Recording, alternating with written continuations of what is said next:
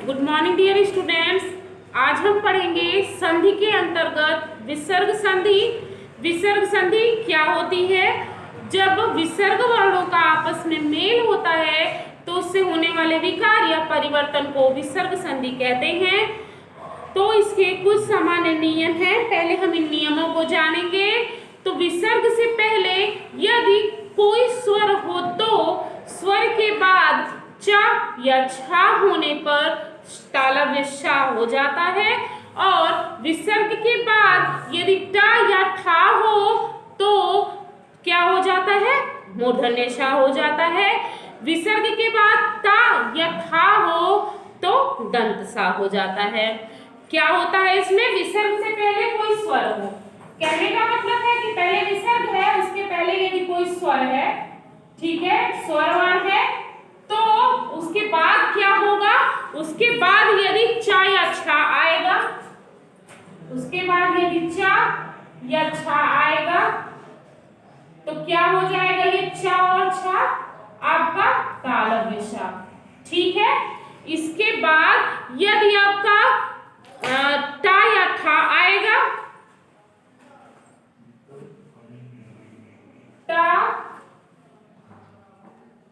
टा या ठा आएगा तो ये टा और ठा आपका मूर्धन्य शा में बदल जाएगा, और इसके बाद यदि आपका ता और था आएगा तो ये आपका दंत सा में बदल जाएगा, ठीक है। विसर्ग के बाद यदि क्या होगा? विसर्ग के पहले कोई स्वर हो तो और उसके बाद चा या छा होने पर तालव्य शा और टा या ठा होने पर मूर्धन्य शा, ता और था होने पर क्या हो जाता है? दंत सा हो जाता है। जैसे नमः धन ते। तो बच्चों ये विसर्ग है, विसर्ग के पहले स्वर आ है ना, माँ का आ, तो यहाँ पर क्या हो जाएगा? शा हो जाएगा।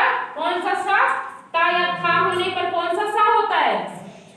ता या था होने पर दंत सा होता है, तो आपका ये हो जाएगा नमस्ते। इसके बाद ही आपका अगला है, जैसे इसमें निश्चय, तो ये नीह है और ये चय है, तो इसके बाद चा होने पर आपका तालव्य शा हो जाएगा बराबर निश्चय।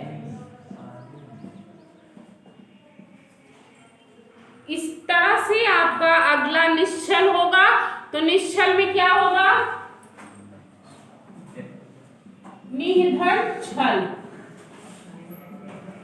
तो ये हो जाएगा आपका छा आया है, इसलिए ये आपका हो जाएगा निश्चल। तो बच्चों इसी तरह से आपका निश्चल होता है। निश्चल यहां पर निश्चल होगा, और इसी तरह से आपका निस्तेज होगा, तो निस्तेज में निस्तेज हो जाएगा। निष्ठुर होगा तो निष्ठुर हो जाएगा। दुस्तर होगा तो दुस्तर हो जाएगा। दुश्चरित्र होगा तो दुश्चरित्र हो जाएगा। दुशासन होगा तो दुशासन हो जाएगा। अगला नियम है, यदि विसर्ग के पहले छोटा आ हो तो विसर्ग के बाद क, ख, प, फ में से कोई एक आ जाए तो विसर्ग अपने मूल रूप में ही रहता है। अर्थात विसर्ग के पहले क्या हो? छोटा आ हो, और उसके बाद का, खा या पा और फा में से कुछ आए तो वो वैसे ही रहता है। जैसे उदाहरण स्वरूप हम देखेंगे आपका अधःपतन, ठीक है, तो ये पहले भी ऐसे ही है, बाद में भी वैसे ही रहेगा, उसमें परिवर्तन नहीं होगा। जैसे आप देखते हो प्रातः काल लिखा होता है तो प्रातः काल में वैसे ही रहता है, क्योंकि उसके बाद विसर्ग के बाद का आता है। अगला है, इसके बाद आपका होगा तीसरा नियम, विसर्ग से पूर्व यदि छोटा आ हो और बाद में छोटा आ या किसी वर्ग का तीसरा, चौथा, पांचवा वर्ण, वर्ग का तीसरा, चौथा, पांचवा वर्ण क्या होता है? गा, घा, अंगा। गा वर्ग का गा, घा, अंगा। तो इस तरह से आपके हर वर्ग में 5 अक्षर होते हैं। तो इसी तरह से का वर्ग का आपका ग घा अंगा हो गया। आप देखोगे चा वर्ग है आपका, तो आपका जा झा इया हो गया। इस तरह से ये वर्ण या रा ला वा हा आए तो उस वर्ण का विसर्ग के स्थान पर क्या हो जाता है? ओ हो जाता है। जैसे मन धन रथ, आपका ये है मन धन रथ, तो ये आपका हो जाएगा ना के बाद रा आया है जो कि यारा लावा अर्थात अंतस्थ व्यंजन का के अंतर्गत है, तो ये ओ हो जाएगा, बन जाएगा आपका मनोरथ। ठीक है।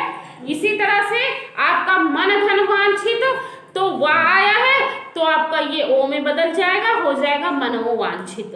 मन धन योग, इसमें या आया है तो मनोयोग।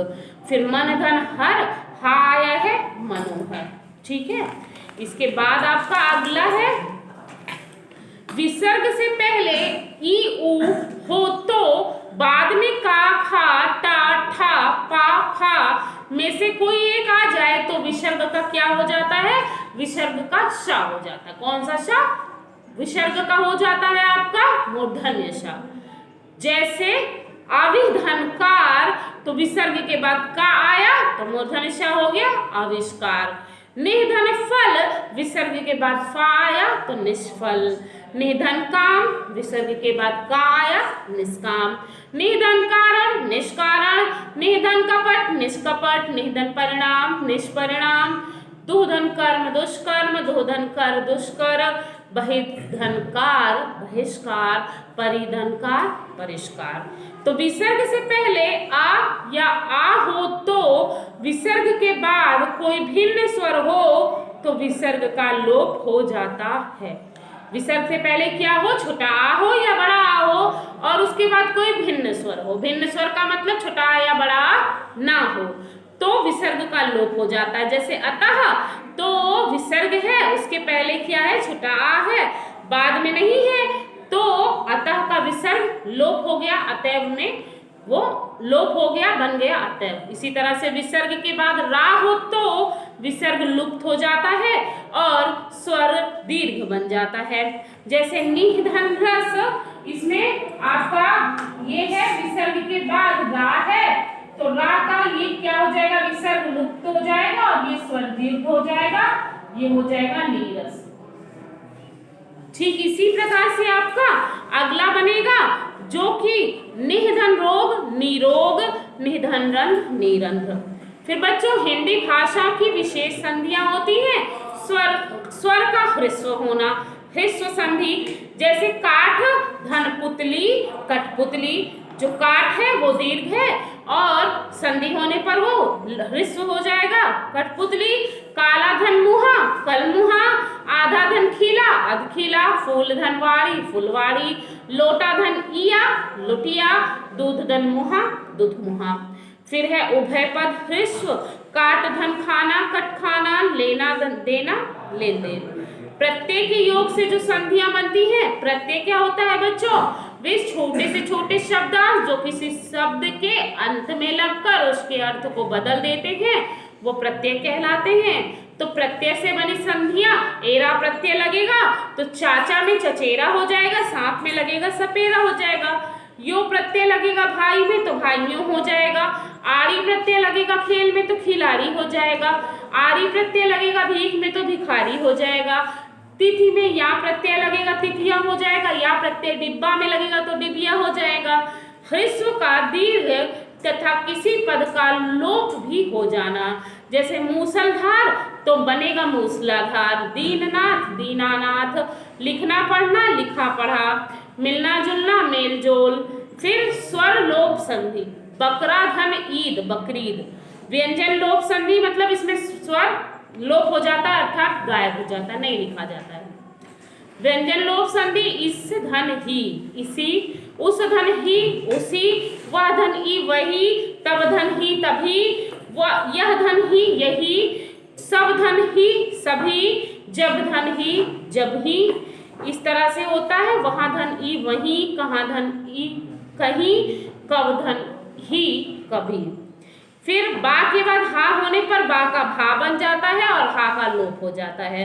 आगम संधि किसी नए वर्ण का बीच में आ जाना। ले आ लिया, पिए पिया, पी लीजिए, रोआ रोया, खा आ खाया, आए आइए, ले लीजिए। तो इस तरह से बच्चों आपका संधि प्रकरण पूरा हुआ। मिलते हैं अगले टॉपिक के साथ अगले वीडियो में। Thank you.